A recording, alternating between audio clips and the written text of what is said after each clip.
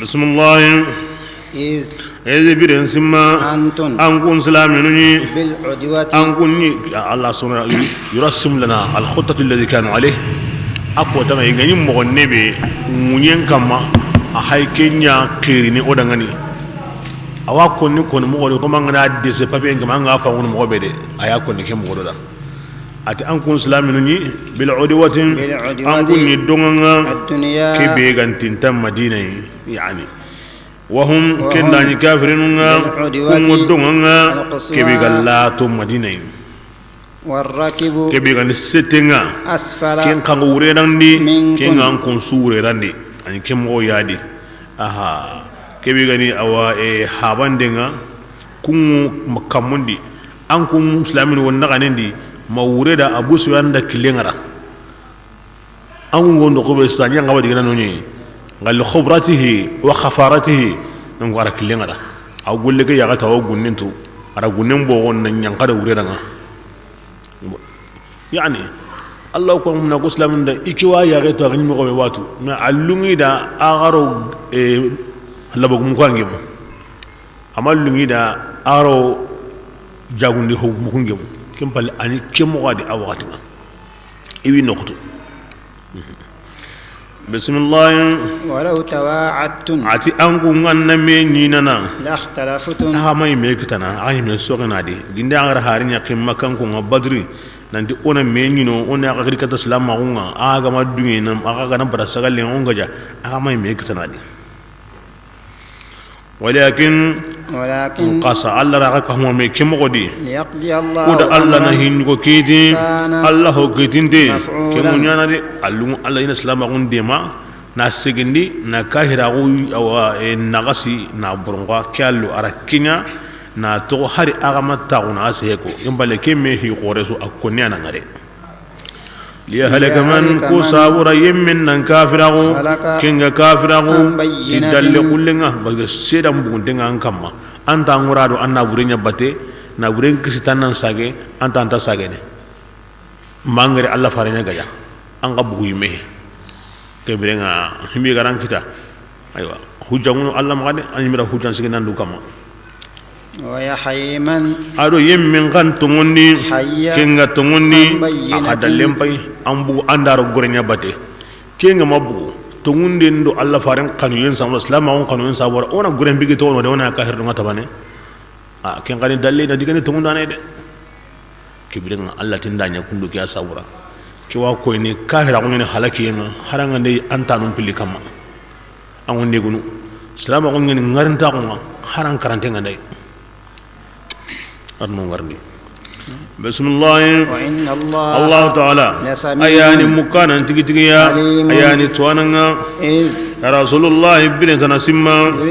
الله تعالى وانك غرينديني كافرين كوي مغمبي أمورم كويندي عندي وأنتكونان إتكوناني عندهم كويني كينغا أها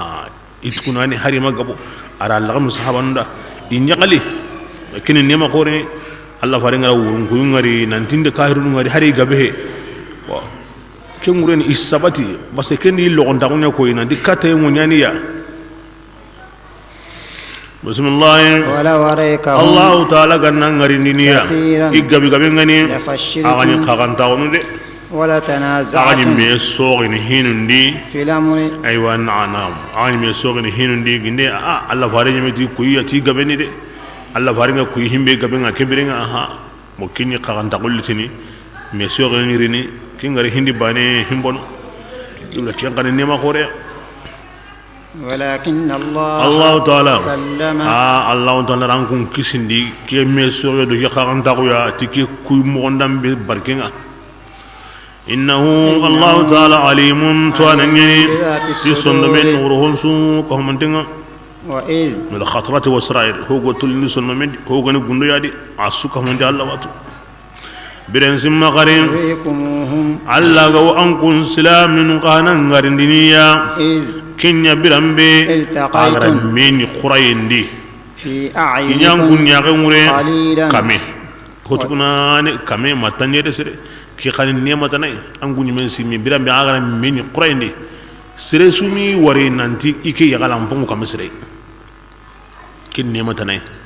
basana wugine sere an kun kamu siki aga warni kam alla farenga tim gobe ndi waratu kuna ne de wa ga kay me tuna ni wari kam ko de a ja alla farna to ngoni bismillah wa yuqallilukum wa alla rankum qallugni yahana ya gamure himinu ga tubi a halle kunti kunya gala islamun may dangini ille tanade tankaraga sere ikuma asima to kamu sigi sere baka bo kisunu ne moy gajalle mum piliga nan ne umey ako grir ngana bedi bismillah yaqdi Allahu amran Allah rakisunu man sabuda igana hibe kiti ikiti munyana nyamboyde ala nyakanya sabura idza arada Allah amran yuhayyi lahu asbabahu Allah gana ho lamuru kempo ko ta sorno sabu so halle aw kem mo gon soron ni na dabari kem aw dangin do ken kille wa turja'u al-umur kin su sagene kata Allah yidi hazihi al-haqiqa hiya al-haqiqa daiman عندما majazin ko da aw sagene katu al-haqiqa hin su kaman Allah hin su la hawla wala quwwata illa billah la manja wala malja illa ilayh بسم الله يا أيها يمو بين كم غتمني إذا لقيتم إلا غند كافر جمسو جمال لماو قصبتي كجنن ددي واذكروا الله قرأ الله هنكودي أنا قبندي أنا كن يانكم تفلحون أنا تقي كده هكذا كده أو قرأوا لي كجنن يوم قصري لينكي ولينكي دنجا هلو إسلام إنه كاهري أنا مني أنا جمو هو دي ما أنا ميكريا كبيرنا سهر هنا بيقوي قصبتنا صبر ساعة عندك مقام وعندنا صبتنا ماني كن نقرأ الله يكون قبندينا نياغا الله أديما الله أديما الله أديما بسم الله وأطيعوا الله كبير نقرأ الله بتون على فارم علميني يغل سير قمقمي سوق عرومين غدي فتفشلوا كين عندنا باني أغو قاقن تاون دي وتذهب ريحكم أغا هنجم وبكدي واصبروا أغان صبري الله تعالى أكبر صورنا هكذا كين سبتين نغني كين الله ينكون نغني أنا نعور الله دي فارم بتدي أغان ترى كم بدي هات سامسرو كين اللسلني مي ken sun no gondira aga me dulu kama me sori aga sun Allah da ata ko dina ka wuruni aga me sori bare kan ta ngorni am panke ngo baka Qur'an wodi ga mun won ko ni akko ni ranga siren tatu ara ko himbe saura jaja hankenyan sigi honsu go siki jaja hangen palle harba nan tan ko ngarante be o negunu ya ga way ar oy mego himbeni ho kantunga ma himbeni funti honunga ma kentana hon susu hankem palle aho hontano o har mar mugo negunti hange beya ngarin ta ko kahana takante mo tikini oxygen nyani agandan no ko be yitenta senuno sokenta senuno har quray lanta ko na o kala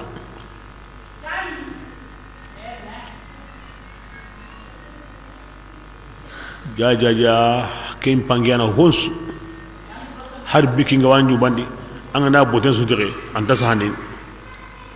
so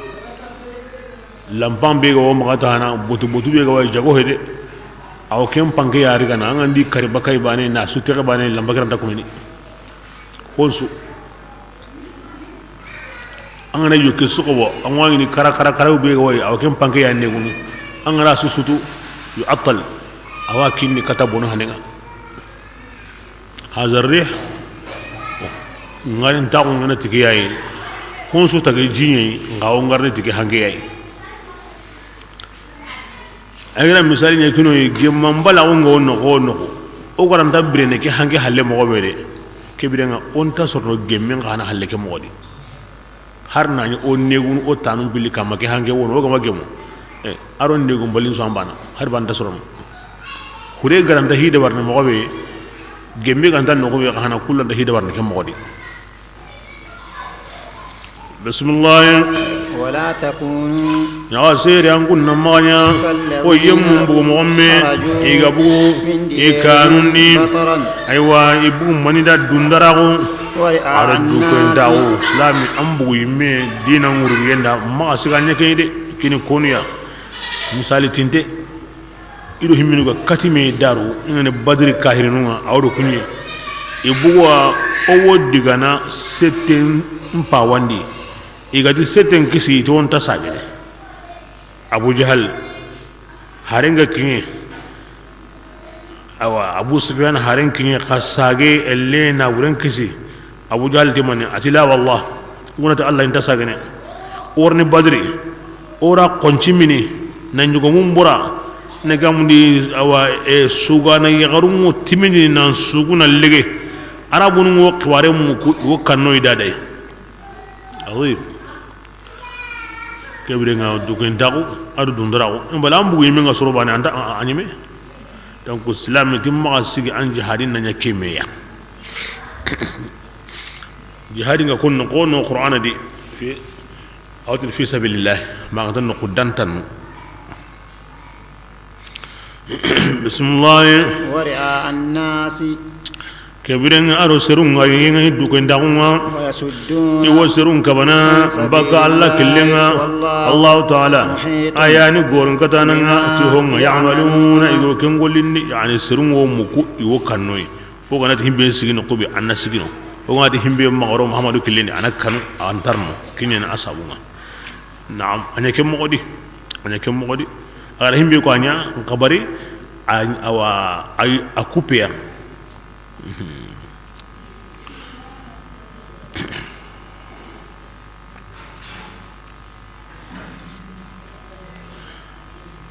konchimine kinya henya kallen kasinga wa ina sugoi kinya awa isanga nguyenga ona nyugo mumbura ikunyume nyugo mu ikunyume bore bismillah وإذ برنسما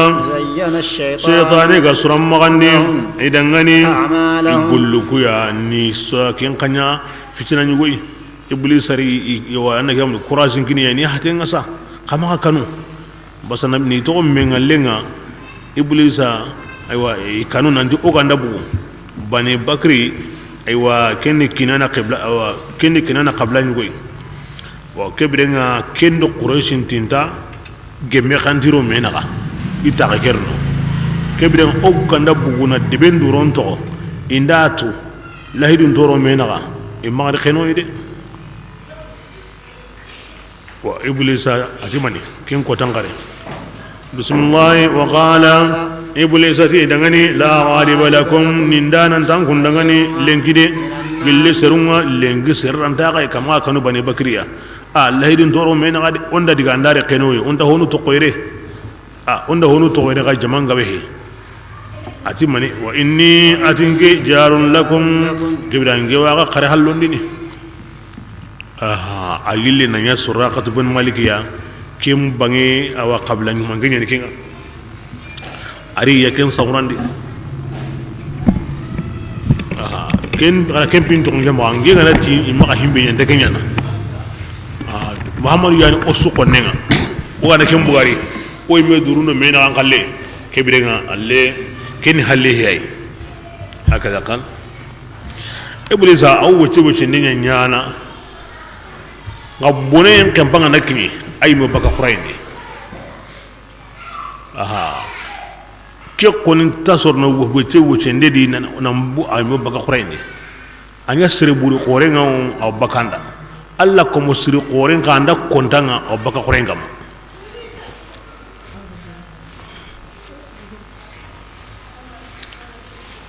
hiyohi garawna sawi na islama gum pinyama Allah fadem pinjo pawati asu quraye ibul sayilene o baka qorendi aw kapia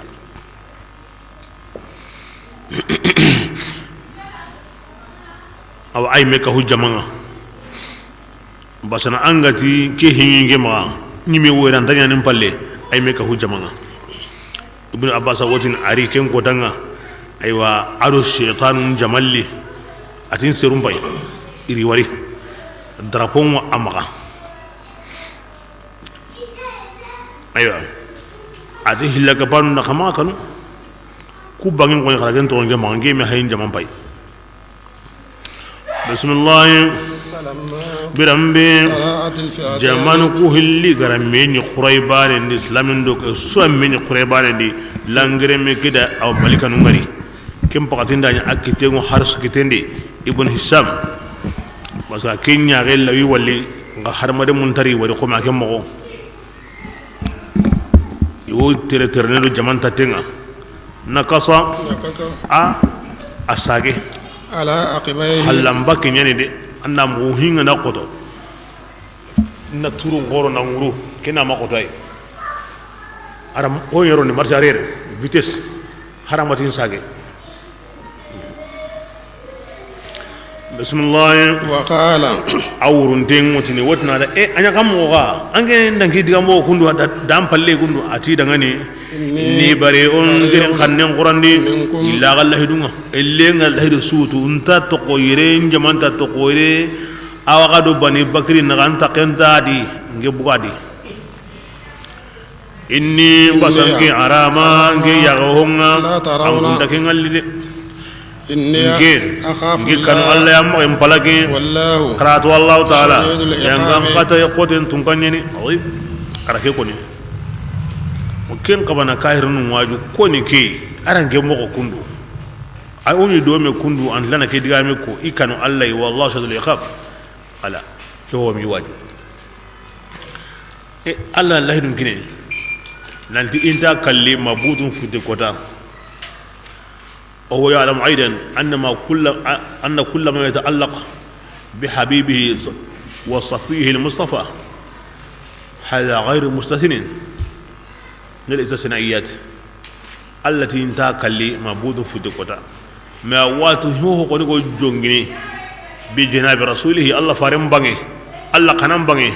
هذا من المستثنيات كنت قنتار لا كنت قنتاري أي Allah faran ko ni duram bayengo ho ni kini duram piyai aga kanu ho ya kengari ai akan ho ya kengari Allah ti wolin ko nanun natu nanti ikini ga jalle bang wolnun woli farun barega lahi do ken sirena lahi ndano daru ara suko nanyima aganda hatai aganda sage o sage na dem hari jama'a na gabo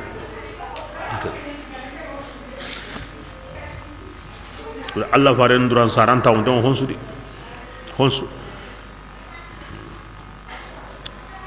ibul sawatu himbe gani ntam munda aha adu ntantu butabana bismillah برنزما يقول المنافقون منافقين غنيتين هذا يم بينه نافع ونغو في سلومهم كن صندمون غر هؤلاء دينهم يدين خنين مني غاكو دينا كوري مرسا كي جماعتكم ناني سنتا غدا غدنيو كنتا غمغا انكو نبغو كتا كي جماعه غبيا سيني دا غدنيو كين يمغا إيسا كنتم كوني ويدي نكي كين عبد الله ابن ابي دي كمون سكي دو هونسري كين كوندي غامينغا بسم الله ومن الله تعالى تيدان يمي بين اوا كين غاندي هينكيني الله تعالى اياني نيندانا يعني گم نيندانا دي انغرام بيكين الله يباني كيم پاميندا گاجانيو كي گابيدي اهميندا سري گابيدي قوه الايمان يندفع به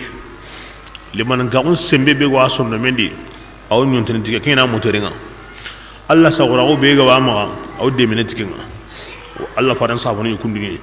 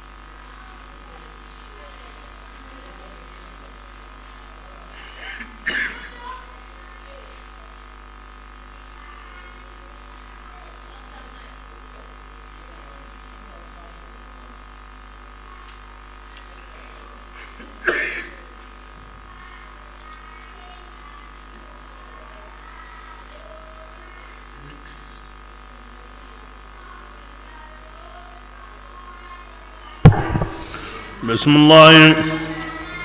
ولو ترى rasulullah yanga ngarinini إذ birambe يتوفى الذين توفى الملائكة ملكا وفات ديني يمونا كونغا كافراغو يضربون ani hikore walide malika kahri nyungkiri amgo Allah faranga na kingari kinni hoy himbe go sere butun kutunu yadribuna malika mo sampandini kafirin nyagalla kinga kam pakatinga iwo ihallikatunu timmerangumanga iwotini dangani an kunnan temi bi nyanga katayenga ذلك إذا كيان قتمه أصابون يهونا إكتون غركين كل برما أن الله تعالى الله منيا تتنون ددونكيا يكمون دعاني دي أنا إن هو أنا الله ما بقيا كداب آل فرعون أتكيون قومي أيوة فرعون دونكون نجكبرين أنصركم مقبورة كده نقوم فرعون دونكون غني مقبورة والذين يقيم من جكبرنا كونغا دنگ فرعون كان فرعون ادو كين كان سرو اران سركو يسوكا فرعون الله تعالى اياننا الله تعالى رسولغتي يانغاتينغا يجنون ساو دغني الله تعالى سمبن تونغاني ايوا اليقاب يانغاتي قوتين تونغاني ذلك كافرين كرانكي يانغان قتمو أصابنا الله تعالى الله منيا مغير النعمة نيمة ونيمة يلانداني أغرك النيمة أوسر كمري ننتي وانيانا تورغنا هلاكين الله ما إيمنو غاندا هونيلا هم بيغوي دويا كيني أيوا دبان كوي مكان كوم بايماني أطعمهم من جوع وآمنهم من خوف دول ميرغا بدا إنتا صغري ima kan hoya bada mase besu gemuntengo alla radde ben daron ta onki ni besu na horman koy besu ya himbe gam pasu komensu araken kino mom lamini a kebre ngam himane ma ke marga tiketum pillede kebra nema o nema alla o nema nyana komenda na nyi sabu he am harbaniya ngantan angana kufaqa ara hotallanga paya wala in shakartum la azidannakum ngangana sigia kane na ammo qase sireni labane kebrenga nemake awailana wakian alla ki awa alla diga mo neman bindi awanya nanda sabuhi anyuga uhe anna site ho wangana kufana ho kai ngada nyanda kundunga angana bu ammo sireni angama nema kirga tanki tumpilia kebrenga awailana illa yake arongana wonyi minandi arongana awam ga tora bega wan kam haran haban tan kama kesun tagyiruni mo kesum menga me khurayn kama bismillah كداب آل فرعون anti ayum Allah sami'un alim وأن الله تعالى سميع تهون اسم مكانني عليم يقول لن توانني كداب آل فرعون يوقم فرعون دونكون جكبرجين أريم مبين كونغا فرعون سرون كاني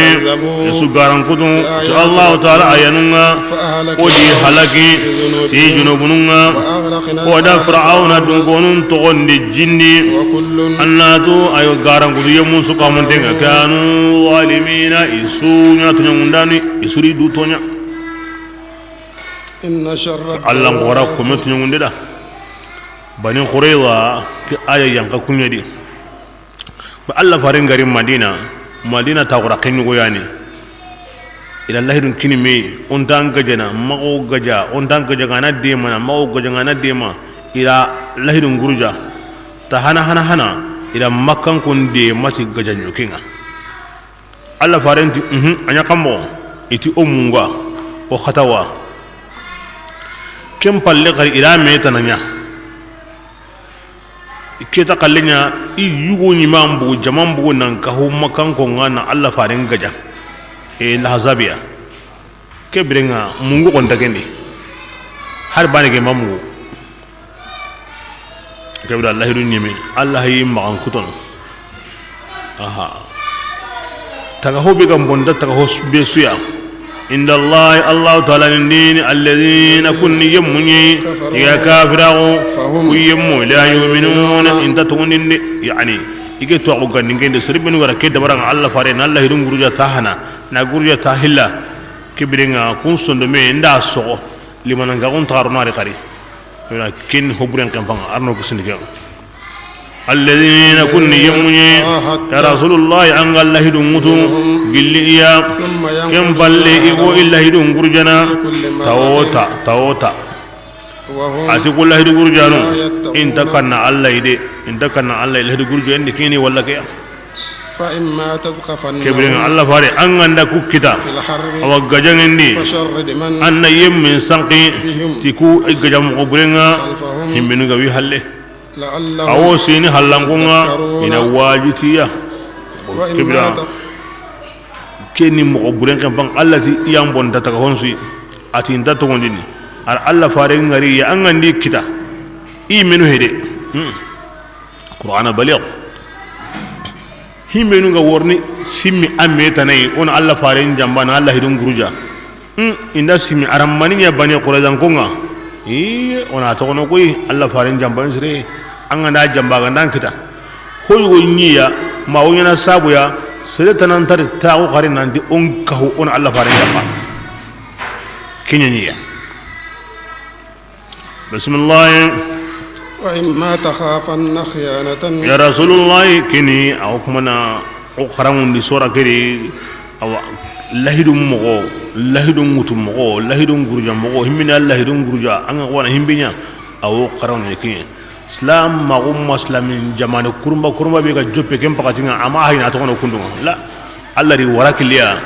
jamane hego sipasmen go wadwarne mobe ago to ko sikki mobe ali dabar kem ara kem mo nyaki daga ni wa islamin kan kono golli ta quran suro mo gonda sabati mo kam kem mo yadi fa imma takhafanna ya rasulullah an kanu min qaumin gilli Allah hidu tilmuya an kanu immaga an jamba fambi an min Allah dun siri qatiya andi sunya baniya Allah ta'ala la yuhibbul khayinin anta jamban to munade an da atan Allah dun gurja haren koni dangani ndam ta gara kenya as sabatin ke magana ta gara kenya kebira qaratun ke me bugul Allah dun di an kenya na maga tagu nan tinda tunan ta Allah dun gurja ni mo gonstroni ni dugu ay maka kenya anken to gonya khorenni iwornan to ma tan lahirin gurja na to ya holona nya anta ko ni dugu mira kengan ta konni mo gobede haren khiya akura o ku dangani tagara kenya ken sabra lahiru be gani oro mena agara bonondi mo gobe en kahana bugo adi kem mo gori kibira ngata na kem mo besu na kem mo kembal iya gala yikalle ke sutundene iganda ti wo mo go dabarne anga nagi mo go wori wotin tanya na lahirun gurja kibrenga nangen to ma til lahirun gurja nga kingo masiba ngini ku danga dabarne ke mo di bismillah wala tahsibanna ya ghasiri yankun namma yamungi kunga kafirago nanti yo Allah hirni de la nandi kunga Allah tu inda Allah kanya nadi ma waran no woni kahiri ngam mo nanti o Allah hirni ma waran non ko le kahiri ngam mo nanda Allah kanya na la Allah kamani hayya akama dugunde nyanyi da amma ni riga duna dire wal malakhar wa Allah ni kane kinna Allah faram butemura adu sahabanu kahirun yugonun tlaiya inyamunda kunna magatla wati ay ima kahiri hina aha iwono bismillah wa iddu yabrenga angunna mo gonsoroni awa kafirun ko jengenda islamino akatu dangen kempansu min quwwati gilli sembe o sembe wa min ribatil khayl adu qaraga mo gonsoroni kafirun ko jengenda disi awati siti en kay na sinyetu turhibuna adu wallahi adu qaraga mo gonsoroni tim mo ko na sabu awo alla qonnun kanundini tikempo ya adu aga yimme qonnu وآخرين كنو تنانونونغا من دونهم كندو مكان كندو أيوة مناهغندو يهوديا نتبانا لا تعلمون أن كنت أغاقن سوتو هنا الله تعالى أيانا سوتو خلاقا مغسرون دي كده خلاقا مغسرون كيام كوني الله فارندا جمال كرمبان دبر وقت وكيام كوني إسلام سلا وقت سو أم مغسرون دي كاهرينو إجمندا هانكا سوغواندي هانكا الله فارني متي هي الرمي كيني تيلندينغا ناتو من بارين كما أعدوا المسادة أتي ألا إن القوة الرمي ألا إن القوة الرمي ألا إن القوة الرمي لججلا ججن قرين كما هير بيعن قطع سويا سيم بيعن قطع سويا كيني كتلوينغا كتلوين بدان خرام مغزورنا هنا كتلوين لأنه كينغا وما كم مو أن كتينغا نتلادي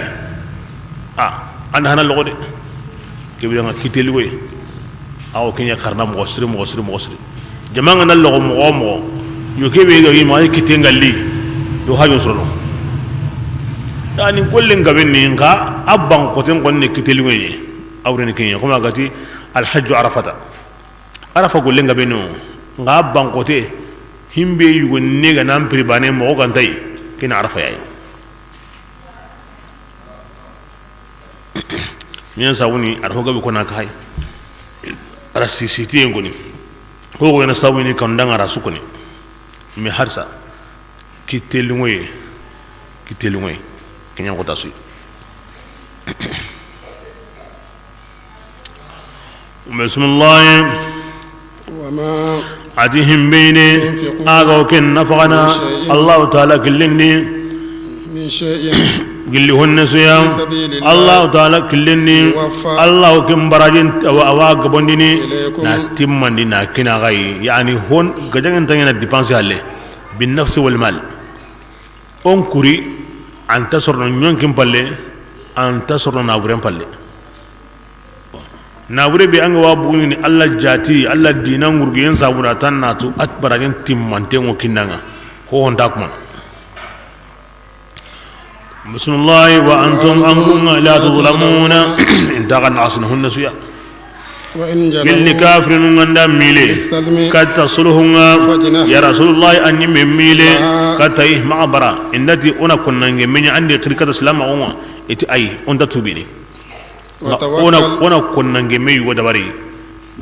أنا كينيا أدو منا أو توكو أو كاهرا أو كدي معبرة كينا هني بسم الله وتوكل أن بينهم بسندي الله تعالى مغنديني أن الله تعالى أيان سوم مكاننا أيان كل تواننا يا رسول الله أنداني إلى مريني إنان كين جنبا أو رياني درون أيوا مندا أنغري واتي بيا إمو غسرنته أيوا مندا تا كيوتشي نوني إني مغن سرندي ناندو ورنان جنبا كنيا كندا إلى مرينا فإن حسبك ما كانوا كموري كيبي غنا نغسنغا كين تقولين الله هو الذي أكين الله يعني كمانينغا أرانك مولا من يدا تي ديماندينغا أران يدا تي مؤمنا نونغا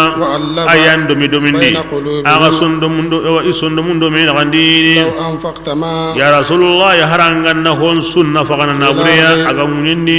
أسوسوسو أما نكتا دومي دومين دي إسندموندو من غا ولكن الله تعالى أهيغا دومين دي أيوا إدو من غنديني تيمي قنوينغا الله تعالى يعني نندانا يعني كم نندانا كذا كنا ندي ممغون كوي ما كانوا كموري إندان جنبا كبرنا ويمو يرني جنبا أجرندي سلام أمبا دعى جنبا كهري بيندي كتير فودو مسلاهنا أونغا كنا نجمعنا أوكي كنا غير خريطة كنا أقولنا نتلموتا أنا أقول لنا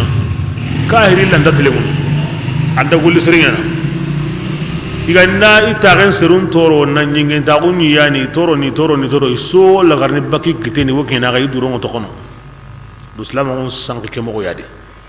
inda ke no ko dibi qase dibi qore hankan dibe igandi khiri nda suluhun dabari har jambanya ga wi no gondi islam nun telemun dengani mo gobe igo hinyana mo gobe ti jukundo hakare ta ko yendo gemmenga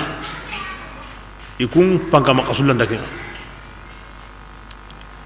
alla garo wucende nyana sine bana sino hilde sino siki hangamanu ngani ni ikantenya sikino jamane nogon seren so ile ndo islamin bate na sabu ya jukube ga bidi kube ga ni mukunga into buguratu ondi buguratu onta dine iya o kenyano da iya na ketto koda iya na kenyano da iya na ketto koda besu ezo ka islamin wa hangaman ngani ni ikantenya siki amma ke hinu hili annan dunge islama nan panganto amma islama haminda hangai agara juku be wara ngona sharia kina ngana da barke mo godi man nan dangu don lemu ngu gilidi bate woni la ken konta yana ay ken tanyana anga makella ka wara ko ngona sawina am bi subunali islama on sanga ke mo yade serere suluhu islama ko masiki ken kane ken bi sunnay ay be suran tanyana islama ko kelen tanyana amundia be sullo islama on kite ngure kinya mundi anga ti islaminu ngana ti mogobe anan do tikinga ngai mati be sun salli be sun sumu tima kenga manya be sun kara la kemma ko kara islama on mundi maga igama duwe ke brenga kara sagalle mundi maga wala kenni gema kanu inda barakin so ya wakati biyane ke brenga awo kene ona me kariya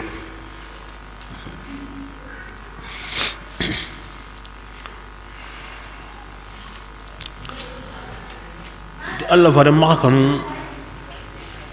isluhum ndiyan wulati warnan jamba ay Allah nan ngasanga ngama kan be digenga de ti wabil mu'minin idan de mati mu'minan nun kahane kibir Allah kon dona mu'minan nun kahayawa la kibir nanti Allah di fare ma Allah do islaminu aywa ken kon ngane hobre Allah maitini ida faren de ma ti de mandenga ado ira de mati mumna nuga Allah hegra mumna nun ka idu ya Allah faren de mandende Allah ma konto la wa kalla konto enta dambe kata Allah inna Allah ala kulli shay'in qadir la yafutu shay'un wa la ya'jizu shay' ngaken ni mo gonso hegra mumna nun ka hidu ya Allah faren de mandende ibra islami ngana ti Allah di fare ma ti Allah lu islaminu ama diga mbure ko de Allah muriye ngani himbe Allah yimme gari kahidu mo be wodo kenyi Allah gari daroni kahidu ya gabi darno yana Allah to ko ni iwi to ko ni awren kenyi Allah tira fare ndema ido mu'minan wala kumpiti basiya islamin ta ko ni ho kanne maganta idaron ta ko iqanuye islamin ta ku koni ne ka ho Allah la wa kalla besmu ari man tan koy himbe ga wa himbe famu nan dik ja kinyen da han khore ne kinyen nan domi meya na me kanu ati kinyen hi khore nga ira kinyanya iga kata i me duru nga kata domini me na me kanu na me daro kinya sabunga kebrenga ne gamundi inya jama bane lora ga bane bugura ga bane kibra hankan wo kinyedi bismillah ya annabi nimmege an asanga kin Allah ta'ala an asanni yemmenga kungaram batun bil mu'minuna kaza ya ay Allah wase na'am Allah haygati Allah wase farenda Allah faren asanni Allah awasanni ibatanwa kende Allah kontowa la kesuni mu'mina nun daron tawu ngi Allah ga ko ni serenga dinga seti hulaniya ay maati tanga seti Allah ke ngase ma hulani ko islami ngande bane himti basiya Allah yimmeti mahulamin aw wasanni mu'mina nun aw wasanni ike Allah kebira Allah ma konto agar mu'mina nun kahiya Allah fare wasan tagundi la ari daron tagunya koy ni placing koy kebira mo seti hulaniya ayo nga seti Allah do hulaniya diga murehe nanti kendi ay maka hulani ko ato Allah ay aka mamadi gambure ko Allah megar himbe men ko arakenya ko ne na to akumuna Allah faren ngasan ko ati albi nyimmege an ngasanni Allah adu himminu ga to ngondi kapanga kunna wasan kembira ngasanni Allah rahulani amma diga mureko kingane islamiya bani Allah gar himbe men ko mawlaminda anyi meda ke menya ko kun ko nambiti basiya bismillah يا أيها النبي نمك حرد أن مؤمنون أن إسو على القتال كافر نجاهين كن تحريدونا نجاهين نحنكيدا دنادي أرو الله خردي أننا تغنو تورا بيجا وانك سنا دنادي الله خرنا كن كيدا الترغيب والترهيب نكن كنيدا توكين دبرنا بسم الله إن يكن 20 أكيد غني تتم باللي يقول دني أنكم سلامين يا إصبرين تغني 200 وكمه اللي قلبون كاهرون دي يعني تغني تمندي أكيد إن ده حق وحق يا أغنى كن تغني تمندين بكا تيجي التي إن ده صبري كبرنا تي إروية دارو على كونو دغني أما حق كوني تنغرو يوم الزحف كني كبيرنا kahirin jaman ga bokko wata kurilla kan nan nguru tigene junu khorenga kin hinju ba wakati nga limitin tay me geta hingo ko nan diga honne honne islamin mo honan ga bo honne honne aw hakkan go konne ke ko tanga na nyu ko ne angana kahirin ta kan tamu ya islamin go bane baka wuri em param dina go sabatini بسم الله وإن تكن 100 قل لك كمن دني أنكم سلامين يا كمي يقولنا قلبون دي ألفان أو وجني يويا قل لي يمونا كفروا كونغا كافروا ناسابون يا كافرين سروا يعني لا يفقهون انت فاهمني كورنا أشرو دائما كجو بك مغدي دارو قال ليميت ما يلينغا هاي غادي تغندي تامون دون كنا غاندا كيمبا قصبتي عربيه kim palle jamanga gabo ari hotana arane uni dade ati mani alana ati lengiyani sisanu ko Allah ne undi aga maka harsa wa alima Allah ta'ala ratu tigiti nanti la hundongo an kundi aha nanya takani tamundi honu huggabi jamanga bo asurun daga bana khare بسم الله كبيرا نوي نمانيا اوتني كامين داي انكون سلامينيا ايغا صبري دي كامي وقلبونديني لي كامو هليا كيتا تاغاندي اغاندي تاغاندي بكا خوني اغا صبري دي عربيا وان يكن عليكم كيوم مورين وجيني غانداي انكون سلامينيا كنا قلبوني وجن هلي كاهريا تي الله دوينغا والله قرات دائما الله تعالى اكا صبرانا ني هكذا يتا تغاندي ناني اخوي تغاندي كوني بكا كبرنا عربيا ورين كبانتني يوم الزحف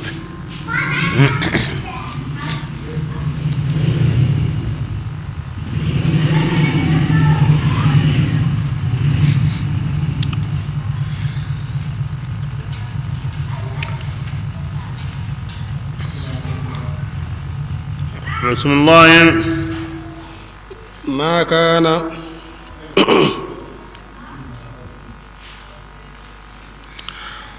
ke bila ke be badri ga tanyere beriga ila na burelli ga yamma nga sadu ni wara ayalli ma kana amanya kan paulanda annabi nyimme dangani mana burun nanya akitendi hatta yusakhina agana akenna gorelli ga kunga amay gan sirkinyana kahirun wan kitendi awa anna gorelli ga kunga amay gan sirkinyana hina hatta yusakhina mahari andak kempankini munyendi kahirun ga jinga wakati bani kego gemme si sahay ke hana kena ko mi gajan kore hana be ganya lil fasl fatan pancenda gorem pi may gan sir walli kedi hingana diga kane mo gosri kem pakati na ngani kenyana parce que seren tarana to bruhi gorem pi ni anya ande ari warati gore gorem pi may gan kawa mu ki taro sisa ke hidi sete ni no nya ngaba ken kinagai ken su gore ngora ke la tondi na kwatin tondi bismillah تريدون yalli an kunna la murniyawa الدنيا ina duna yokinya kina gai والله Allah ta'ala يريد kin kunna la الآخرة qaramu duna qarade والله Allah ta'ala ayani عزيز nindananga حكيم yani gum nindananga لولا كتاب hinto kundu kebirenga maganga sadem pima ya di ke wakati ko ga darge tankalla kem balan aya ni warni fa imma mannan ba'd wa imma fida awon mo goy ko ni kebirenga o go mo be sa ona kem mo wadi himben go gemme mana burundi ki leke wadi lengi ke wadi maganga sade ngadi ni wara kundu nga wadi ni kari wadi gemu xanne wutu wadi ni taxandi kome wadi bismillah لولا كتاب ati ho sahante galligambe سبق kenga same من الله nangiri allah ina ndi mana burundo kanima ngodi kana allah farendi yumatonunda ken allah faren kare hini woya ken digan qase halede yangan qate ni aga memene فيما golledi أخذتم agara kelliga gilli mana bureke yangan qate qote nka kisa hantengo nandi allah faran kare na kanima ndiga ndada ari yumatono yo keta himbe ga diganda hari ginda angara nya wakati bi anya wakati makni hina nka ala kulli hal anya honi ngobe ga landari au gemme nga anya wakati nya mega kini hina kenya sawana ati fakulu kebirenga kunna nyige mimma gilli honga agara ken kita kanimanga adigante ngwa dangani as-sinnini qatan allahi allah taala qafara nani rahimun hinna nani ala kanimandi kama kanimam mundi katabla katakandi kama kini besna hayna tokono mati kontonde lawo iga kallemba kadi kontonde arawo idaba nyiga kallemba kadi kontonte araw irami ngutunadi araw te ngutunadi aganda himbe ngutari yigande ya takani ko tanga nakni na to himbe wona mani me allah sunsi kebirenga awrno takandi sisa ago himbe kitana kena khallen fattaqullah kanu allah yaqani mandi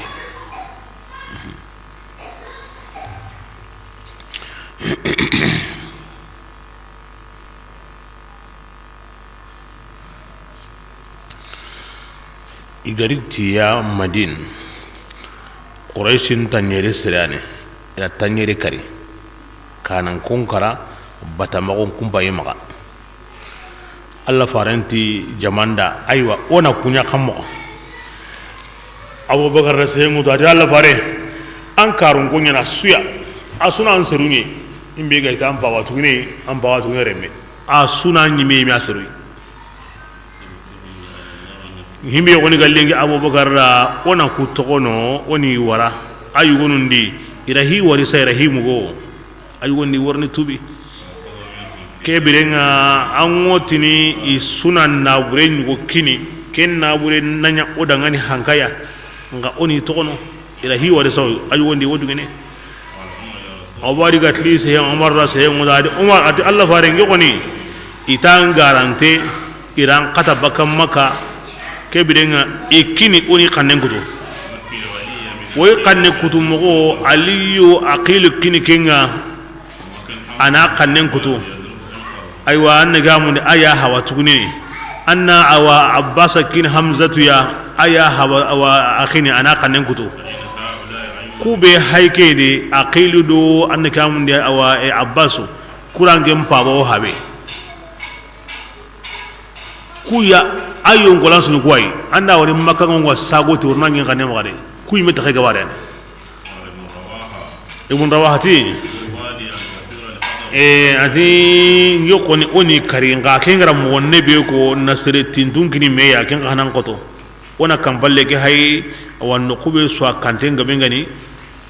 oni siti ni wara ken dingira awa sokke ngari so ngadi isiti ndi ona yimben kumuno kebirenga asuni kallebani nga kenna newdina nda ona sirin kini meya Allah faran goni ma hoko be suri kallengo aro kanno gondi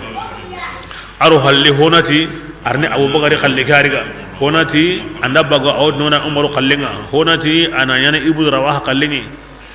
wuce ganya Allah farin bai ga bugo sallallahu alaihi wa sallam ati Allah subhanahu wa ta'ala yugo qoro wono ara honu sondo men mogo ndi maga mogo ta katinga ara honu sondo men qoto ndi maga qoto gidenga ati abubakar angin dang ayngara himbe ko ni misali sirewai sayyidina ibrahim alayhi salam ken misali ndanken qalle angin qalle garo ken su misali nambana ibrahim era hon sunye akan bani rasitna warai bendi ngaken di mogoso ati mani ati allah aywa serebe koni kana to kidinge batte keninge yoy timbe ndin kuta anken ni khafara nanga anken ni hinana nanga ala kiya ko amati allah ne riga ani yangan kata ani royi bendi ay amaken ko ni anyan kute anya to ne khafara nanya to ne hinana abubakar angem misali mo ko mi isa bila kebe allah gorni isa tirni langara kota nandi anya kammo anyanti ina anda manya kamanewa aw ken diga men no gonde awtna allah da angandi yangan kata anya komuni anga naka fari magayi mega anya raw honsu ya anya ra honsu gemundini amati awanna gamuni iriga wa bil ahra aw kuma gati allah nyahi magani hayni to kono yimya kida donc abubakar angem misali keni gini iro toro iro katu iro bugo kanundi ngala kull hal wa allah ni yahanange o wandi wara allah gana tubu ne woni himbera kenna tubi ona nawre be kita iya ona genka ho maka donc ati gem misali ni kenga adi umaru angem gam misali ho bure he ko angara himbe ko sayyidna nuh qifaru ande bunyimu iqrise habe hillandi kembiri misali bure de kenga kini kampanga ari langa adin kama nganya gana maka borola keta gana to ngunyen kama kahiridi anna suburu ngabakano hari lendumbe ago taganu borola kanya kahira sukar bakano baza kini kampanga kam kabido anna kamundi tankarage sidi ko tasu daro anne ulengia mukara ari langa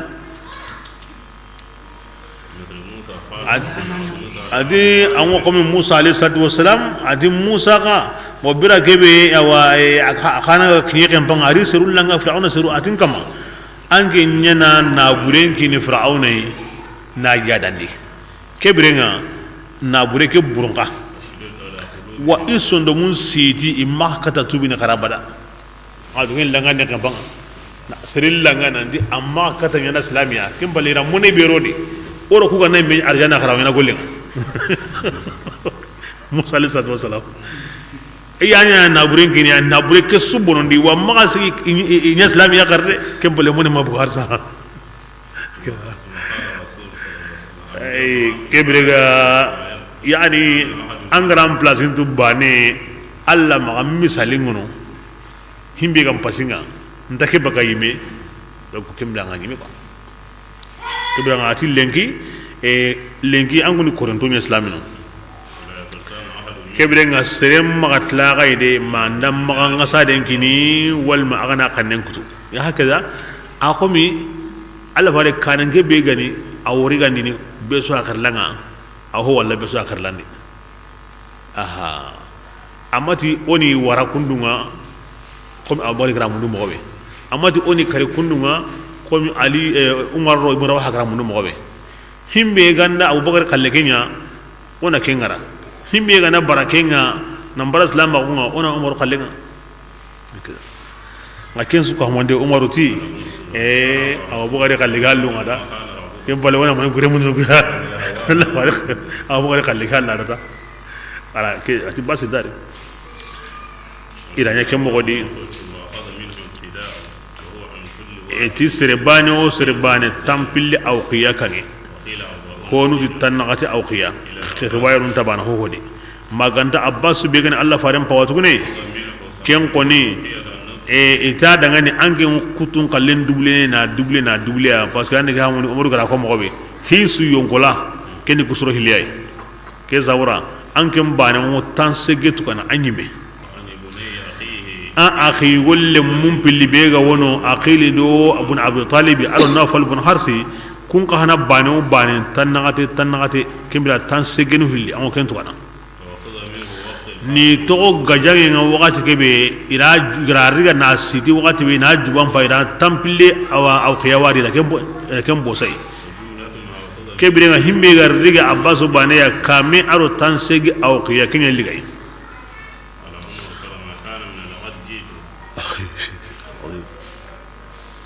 umaroti illenga kare igari irani Allah faruna abubakar israili wo wuno inde Allah fare kharaga wuyi men kinda anda nyugo wunu himbe nganda ni wuhiya nawu nganda ni wuhiya ga nindu wunde ga wuyen sawura basangu wuyen nan gaba abubakar bakka abubakar awuyen ni gaba maya ga ni gara killem bugundi akan kambaranga buka wal khashiya guren dimma wuyehe masaha wuyehe no samme wuyehe allan kanne ke wuyen banani mai yaga ninda urambu na kan kambarang abu kana yu gornya de sahaba nunti an mun yimin do farum palle ya gare ma me sagu bambaro de radiyallahu anhu sahabu ni mana ke kona kawarinde an mun yimin do qifarum palle ya gare ma abubakar me sagu bambaro de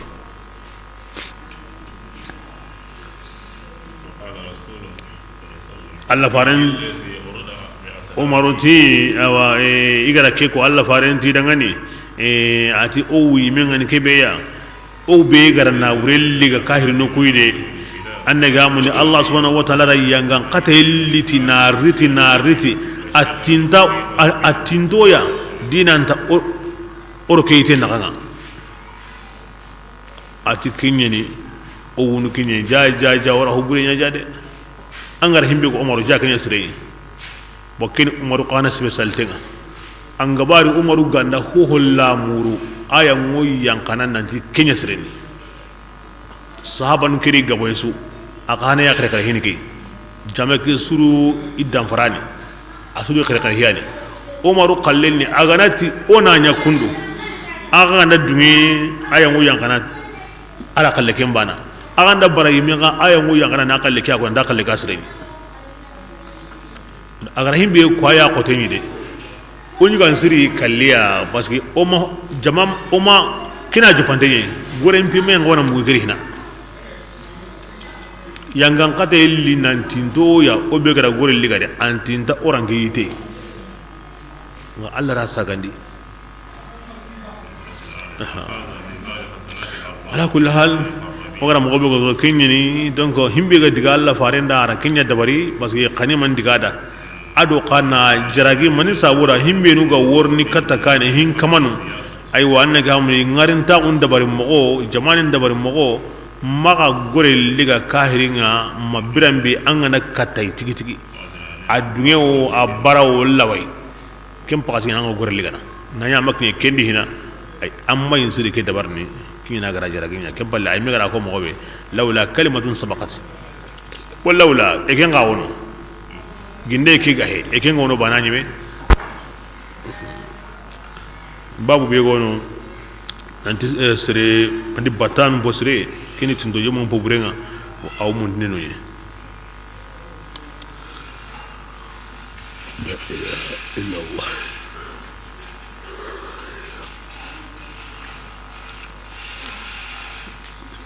بسم الله يا أيها النبي يا النبي نمك قل أنكن ننتي يوم دعاني إذا وقتني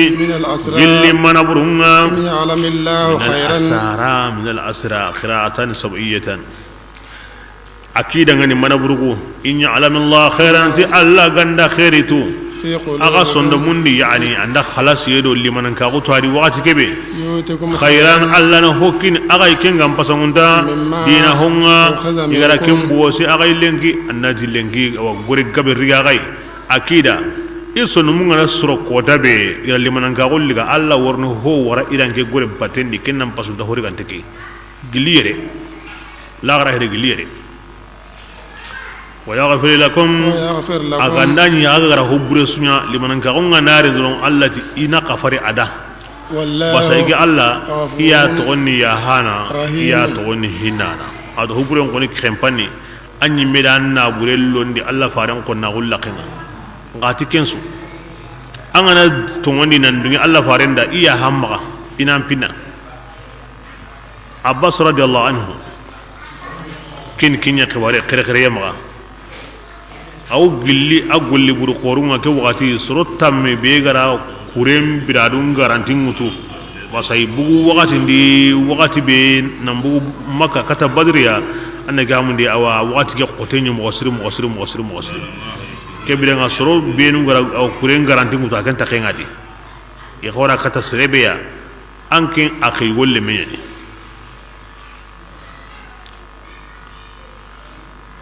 aw qiya tampille nyamga akange oti gara riga awa hina ira kembo si baka jubandi kenya sabuni ara Allah faren sahalle magunanti anake tampille jate baka imma nga sadendi Allah faren ti bara Allah faren ta da ando himbe bugu awa o kanne maganga nando dema o kontrunga ona ken to gamma o bara ora riga nga wa maganga sadiki anda jate nadi ati Muhammadu ati ngo kebe mununa maga ampai gara na bu haka be gotin ngana kentuga aywa kebire nga ngurne quraish nu nya gari kini kita al istitaf nam pinello a akhi wolle medi kona mun de hawas gunu nya gandi seresu awa nganda ke kono subo singa ngana nya ganda nga quraish nu dide ni musu nya na de ka Allah farin ta da annaki ya kon ngeda kange be angara to ummu fadli maga ambugu bugati makka kena kagumen to nga anta dangani mon worni digan no kube enta to agonya na mogobe pasana kuren digana anna sagai aru sagambala wada anda kangin kine anti agandanya mogobe kenna wure lak wal abdullah wal ubaydullah wal fadli kenna wure be andanya mogobe ngama ya sagane na wure ki anke nyimme ado allimi abdullahi khore aro abdullahi tukuni aro fadil agana na bure kewto abbasu di atin akhay wolle me muhammadu kona ke kona ngeda ado wallahi nda kinin yakenga wuronya ni bitenya ni ho homo buwa sera maganta Allah ayu atan begar ken Allah be ko de ken Allah yana kinda angena titina bure tan dama ke hale aku sagata asyhadu an la ilaha illallah tungu padi tunganda ma Allah ngosede ne akurin dan sagai nante anne Allah komenye aharenya nanga anni tungundenye tada ken noqosu awa akhi gulle muhilli bega kuwa maganu aqilu do annaka min uqailu nawfal awa ibn harsi atiq kan salama wa khana salama wa ken noqosu ibrenga aya ki yanga andi anti lam yattali ahadun illa Allah kahirin mi watu Allah wono lakin Allah tibani ala huwa wajhu shirk mulhidun yawtini kahira anno ngabene al ilhad minu khalligan yakunyatini Allah tan ngama hilla kabengeni Allah wono ngabane Allah wono abane ndahunya Allah wono ka awa ku hana wono kini hila kapin kimbala mawari nda kine ho mayi ngai maganta Allah adu kine sakke ka ba Allah wono aw yingini hono nga akenyi me ma Allah bane bori be go no kenga Allah haya wadu shirk kya to hila kapin mi min kai Allah wono nga hotana wono la ho wondano bati ho suntano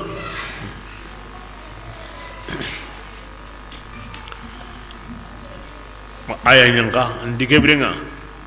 ampai gara tungunde benya siza ampai gara nyamo ba ande an no gonde kundunga ke brenga na gurebe hayga bosanga siza kamendo tansegi aw qiyan kange Allah worno ho wara batendi juna de kenan pasai kesa wura abasa yimme qirine ati tungu aya ngara ko ni mogobe Allah gara himbe wara batendi de ati wallahi am pasu himbe gari ginga ati Allah subhanahu wa ta'ala ari togi tunga gondi ara tampille kome kininke kome banon bane iwo jagun nyagetu wo jagun de nyani dangani isukka humande nabure gabe nyani maga igo gollini da iri naburen suni yahoy annaga munde aywa i nabure logo gume kem bane khallini tampille wujunu gaw himbe maga awqiya kinyal loga suya ay gara kengara tampille awqiya ke batendi kenga na bugono awal zamzam geren awan kibare alla da kenkininga adu wallahi zamzam geren kibare nga toringe maga hari makka naburen sunyim poina zamzam baneringa antalinda na zamzam bane kininga makka naburen summaga warim maga nyi kem basana kenya nim pawanda bega ewa adu ke birenga agara ya haybe ko la garam pay tawun na kenya dugu agara duna kallem bugune ti yakna ko la gara kallen kana ya ko baka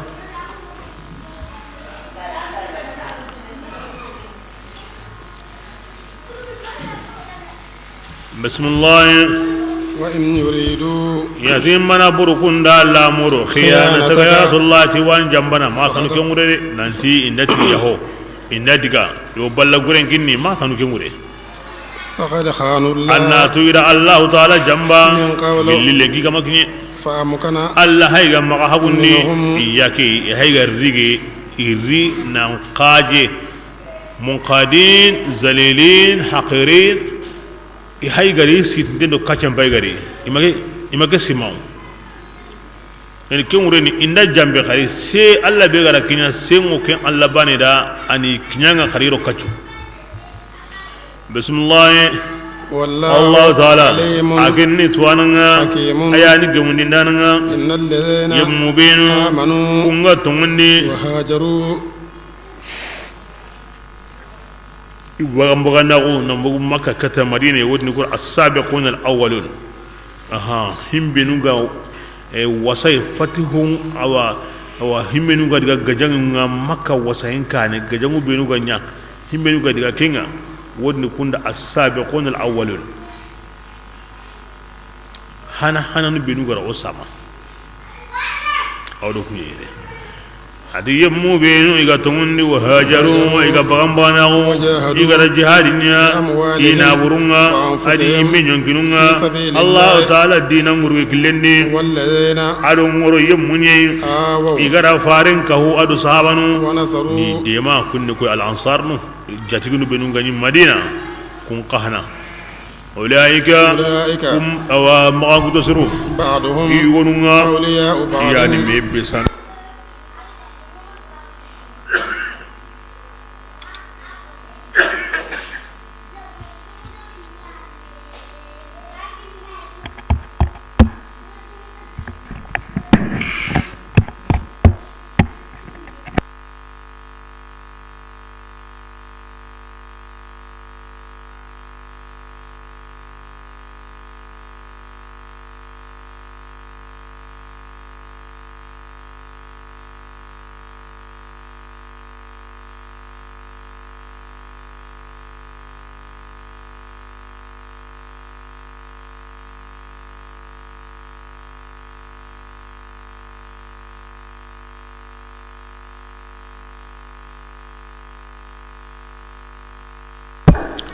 بسم الله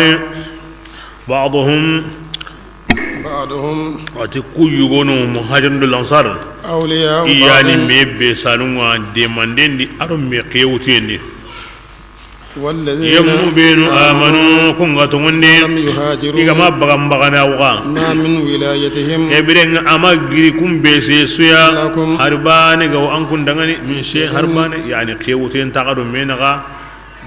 ديماندين تقدم منغا ittaqen ta qani mandi hatta yuhajiru ma bira kebe inda bagamba na wakati kebe kebe nga medi manden worni be kewti worni ken ke wakati qahna gollen o ke qarna me ki gollen tan l'islam ni benu ke ko tan ay gamari madina nan kawdo Allah faringa kebe nga islam ni benu gari madina nan ko Allah faringa himbenu dambe bane yaw qabla bane no yi mo bane yaw ay igari bane iwo meqiye mutunu ikum benu gari arum madinan ko benu gari idema nanti bismillah kanundi yugo ngorni onda islenta bugratu ho aga nare tin islamin ngabane Allah sallallahu alaihi wasallam aw waga gullono adu sirebane naga fulani makin ange akhina bi hada lafz kenga nyabane ke be ngakin ahungi awo me qiyamutunu baga num mede ma mo kenga aro menaga ando serebe go mai ago habi har islamin ganin ka gamar makka hina ti qiyen ta gado menaga wa go de manen ta garo menaga ke ko tangulle ni ke modi islam agon sharti nyani adu anna islamin nun qiyen di immede mande ni mangari madina hina ke wakati ngulle nyana kondo o ke karna o na to hinga ni mo be islam ago ke demeti on kahwa on yabani hari ginde o ganta qablay on ta jamuya on ta hohoya o sugati ashhadu an la ilaha illallah wa ashhadu anna muhammadar rasulullah kibringa nyime dine ke jopeti kenyi oni jamuyi oni qablay o bakaru bangaya la ama jopeti kinga wa on to khairi riqa mo ga to kunuyi bismillah wa in istansarukum qayna dema yemundo agay dinam pindi alaykum an-nasr idiyamandinga akama inda hare ngaragay o koni mari nga kahirinu mo kama onya kundu wonya na kundu aganda ni kenni tungi khari dema nga kabari ke pinta garo mena ngari hari sagambana hawambana ngane madina anda karenta me khewtu nga kenni me khana ngangari de إلا على قوم ما تجيني أجوا إدو سرون غنديني لهدوا أنكم مدينة كوركم كافرين نغا أدو كن نغا دي كبيرة خري اللي خريطون خريطوكم ما والله ماري لهدوا كقطعنا سلام دو كافرين دو من نغا لهدوا الله ركين قطع كقطعنا دنا دا سلامي دي من دي سلامي بيجمري ke kodanga na lim madina yani islam ago agonda manga inda ti qaro de ma kahirun ngayro to khadigi de ma me qara hay ido kahirun be gande me kinde lahidu ngawang kundo kun kahirun na nan ta kan ti gajena ke bi nga khari to ko magade kama ga lahidu bonondi ku islam ndambu sawra bismillah الله تعالى أياني دقران داننا تهم تعملون أقوكين قلني يمبينوا هم كافرون يقولون يعني ميقهنا بيسانونا إن ميديما إن ميقي أنكم دو كاهري قهنا دا ميقي يوتو إسلامنا إلا تفعلوا عاقا مكينيا نهين إسلامنا تكيمي وانا كاهري نندو تغمي مغا naga hin to me ma kahirnu kan to me ma agari ma ka hudde man dedi agari ma ka hodi aga makinya su takun fitina nanya munyen kamma aro bonon din inda aro bonon din nanya munyen kamma kabir ken qorenni kinyam balagu damba islam agu kinya boteri lenki bira kebe igara nya koy mo be alla gara mundu islam agu bugu abarke asembe awore qurain kamma kera kega ware o yimi garo hinu mutuna kini kahirun nga o yimi hihin to ma khari alla qatu umma kenya o kama kella ke warasu ananya bonon ni dindo fitina nga ya kem bonon ni do kem fitina no hay kenya di o hisu kahirun ma su har bando ma o hisu kiniya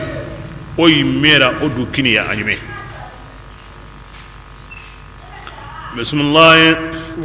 aliyammu binu amanu kunga tungonni igara bambara kunya igara jihadinya Allah taala killenni aliyammu binu kungari awa islaminun kahudu ya madina ira islaminun dema kumang kutosuru ku koni tigi ku tungonni mu'minanu ngade tungu ma ku tungonni mu'minanu bagam na ku yemmu karo muhajirinu ku koni tungonni mu'minanu lahum maghfiratun ati qafari wa kudangani ado warjagawi dangani niwakin qorenni walladhina ati yammu binu kungatumani halle yani na wutu muhajirin awwalin kun kana halle him binu gatumandi وهاجروا إذا بانباناو وجاهدوا إذا جهادنا معكم كفاغي فأولئك منكم كن أغيوي أيها المهاجرون الأولون السابقون والأنصار القدامى كبدا هم بينو غري هني وحلي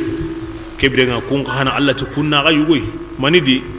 ميدي ماندي أرو ميقيا وتيندي غاوره تيوانكم بكا درجة دي أي انتغا بكا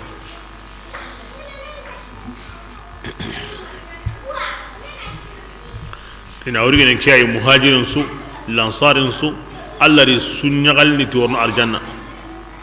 sare su gani muhajiriya ahana hananda Allah gare lansarin su Allah haygara ko aya ni iya ha suma asono arjanna min ghairi sabiqati azab nan di ona honne bugari hina kem pale ona ron ni kentari yangan khate sunta i arjanna lo yen samana بسم الله وأولي الأرحام أتي سمبودون كونونغا بعضهم يغونونغا أولى كبرنا إيام باولاندا ببعض يغونيا كيوتيني في كتاب الله كين الله أو كتابين نغوغننغا إن الله تعالى أياني تواننا بكل شيء جوانسو كامندي هني كمودي كبرنا جمانغا غبو أو كبرنا أو بغمانا غونغا بوغو سلاما غونغو ندما غوندي sallallahu yana islaminga na nya haranta madina yime bangetu dura be kinga awa aganya kunnunga Allah tige brenga madina liyem piti islama ngonda may khari agunda maga hay kembrenga me qiya wutu yan qahana gunda ma hiti madina liya kembrenga ke wutu yan to maniya al qarabat mare mago lemmenni mpa wani nyakenya ni kinani al munakaha mpa watu ni mpa watu ni remenyani kibrenga me ke wuten to kin wa ati gilli lahul mahfuz de kana arin de ngokuna na dal lagar ni kenyi ken hinda bari mo hananye ngawol lagar ni mo be ken ni kay wa akundungi kibrenga dambe go himendo menaka kunyana me ke ngutum mati ogara himmeni go kewte kabana damben sabati halede ora kun koni kem placinga wakati tano ndo saga ne kende gare bismillah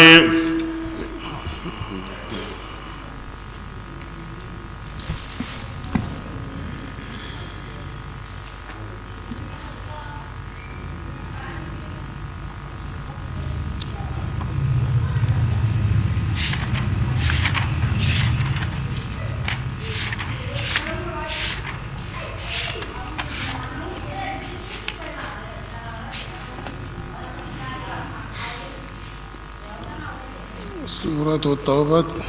سورة التوبة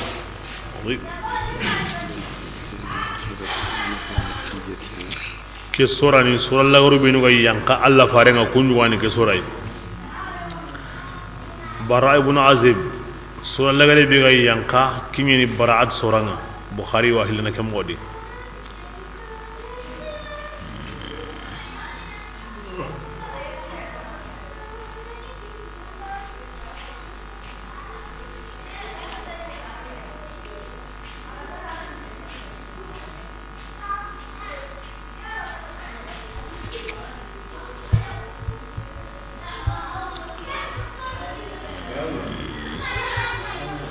Allah faringa yang besage baka Tabuk ke surah hola nyanka ada Abu Bakar qi andiga kinyandindi Makka kitu benuga wari andiga kinyandi jamanga hijiran sine kabundi abugu ke sine adi Allah fare nandiga Rum ni jongo shamin bangi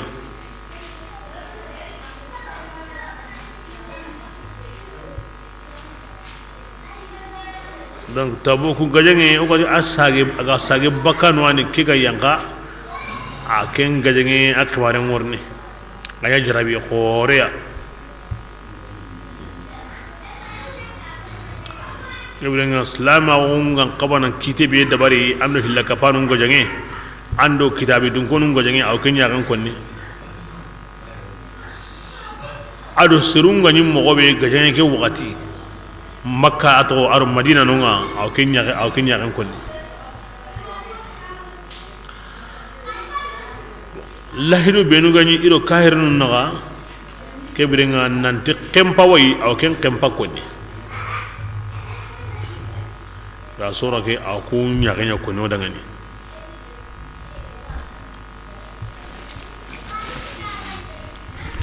ke sura bismillahir rahmanir rahim masahadi mani sawura hakimu hadise nga konni ti Allah fare mati ina sahadi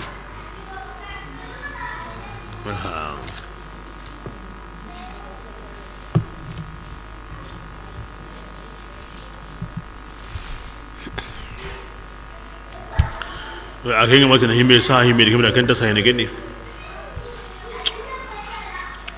sura ke togon wonde suratul azab hudayfa ni ken koni tan ko ngaqali ti tubun sura ti wallahi ke koni maga yanga ngaten sura nyani kaza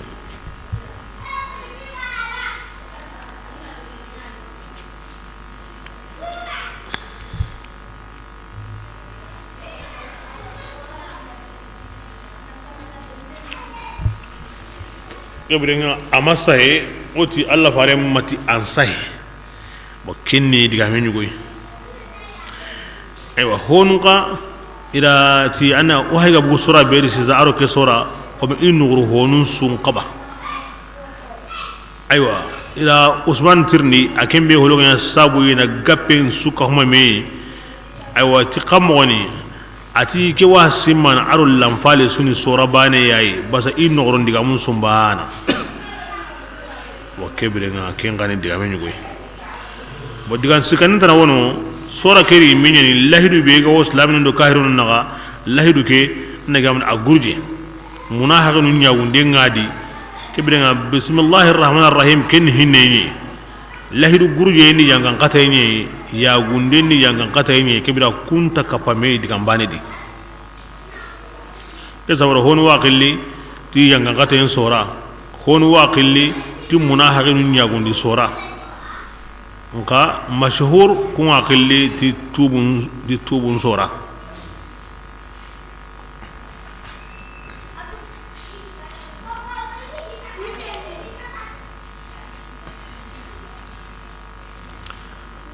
amma karanga nunga bo kun karam me sogi yalli onde karangin jopana ka an la kan jopana sura ke yalla ngotini auzu billahi kun halan bismillahir rahmanir rahim kunniwa haraganta sahene manta kunniya ibn hajri ken shafi'in ke ken bismillahir rahmanir rahim an ne karangin jopana ti bara'atu ya tawo haramini anna ko ne me ramuli ken ti makruhu nyani anna ko ne nga ibn hajri ti karangin no gondi makruhu nyani bo ramuli be ga di jopana ni makruhu nga ken ti karangin no gondi tawo gemme mo imam malik ganam mazhabini kenyi an ne karangin jopana tay na basmala nya kini makruh nga andare karangen no gondi an ko nan durusin qara an anda kire anna basmalan ko ni ko na sabu ni bugu meri ko ga oge manda nga sahne gondi anta geme mutlaqan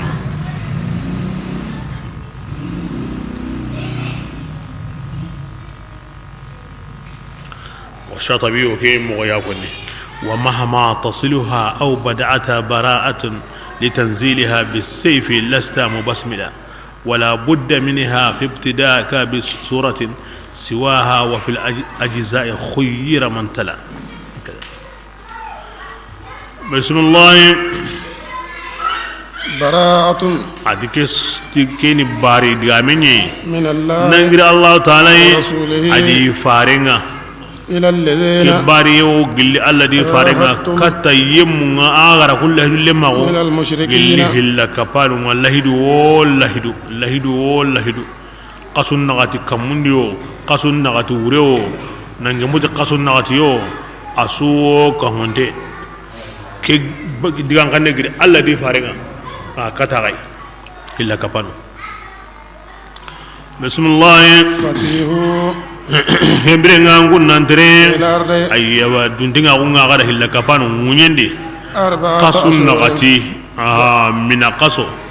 nagan qaso awani gamni bana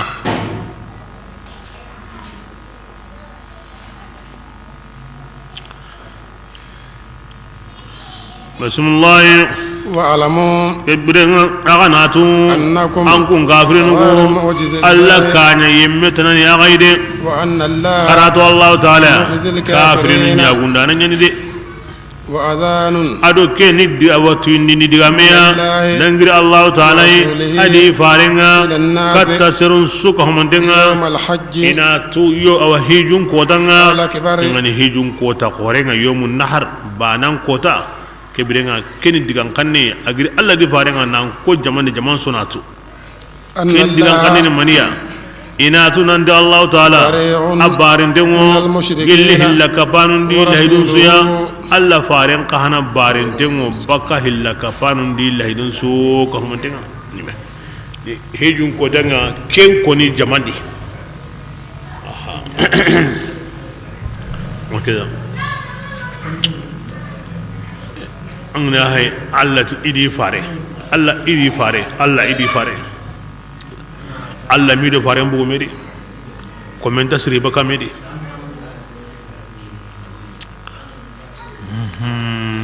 qarangano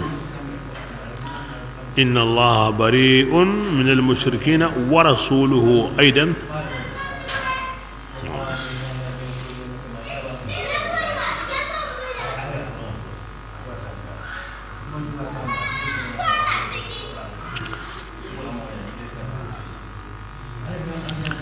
ke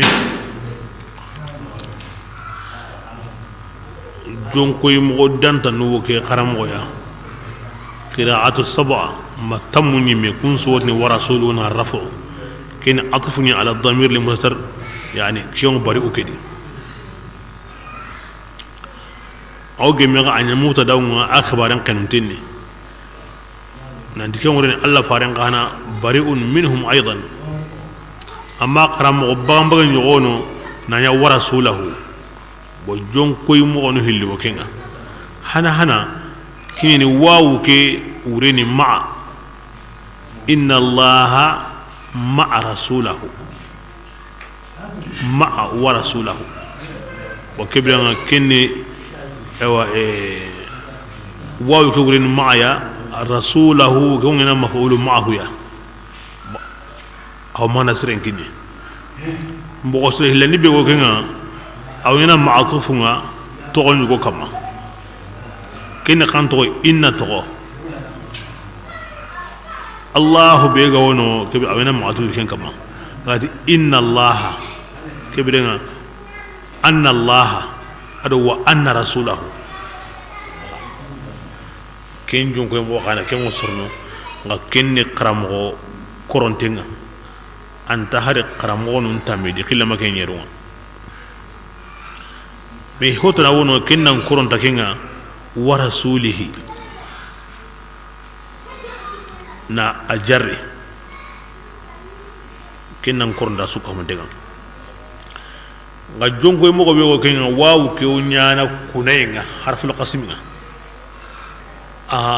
Allah ta'ala barentengo baka kahirunga wa rasulihi yolam kunati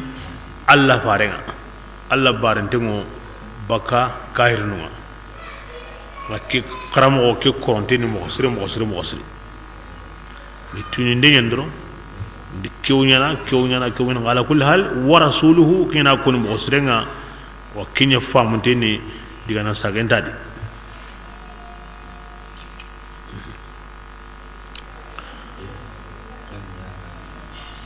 ko karamo on biga ko sisa na ya wa rasulahu wa rasulihi ihamu kensudi ala mun kanin to ana awo an simman hogabe aw yana ko bire nyugunu nga atufu nga hilla kapanu nya kama kinya sabune badiyan gen nyugora mugu ho kamana kekara ku karamo onu de himbe do rasuluhu kan tabana badiyan gen ta dangane in kana Allah bari'an min rasulihi fa ana bari'un minhu bakin ko ni mo awina nyagala allati ibari hilla kapanunga wa ibari ifaren kai ati alla ga bari farenga kebran ngeme barai qaranga nanda badiyan kin kulliga ara khiri kata umar ibn khattabiya ibuguta ya renga ara kyako atanda kyako ati yaho ewa agara ke ko ngati alla ga bari himbe nyime barai har farenga ni ke zawra umaruti qara aram qannen qara qur'an tatwina bada nani amma aram qannen qara kemenda awana gamundi abil aswadi addu ali kemenda khana kita o yoko ni minni aram qannen ko qur'an ko ni yage mundunu la budda mangra aram qannen yakra kem palle bonena bugandi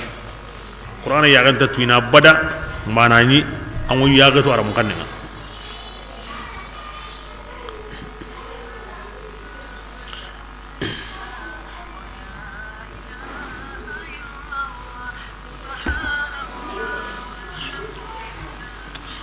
بسم الله فإن تبتم قلا أن تبي بك كافر وني فهو أن تبي بك كافر وني فهو توبك خير لكم كنيم فسنتا غدغني وإن تولوا أن هل كويتون دنا كبرنا قراتو أنكما الله كان يموتنني أغي وبشر الذين كبرنا يا رسول الله أن يمون كباري كافر في أنغانقتين كنتو رندني إلا الذين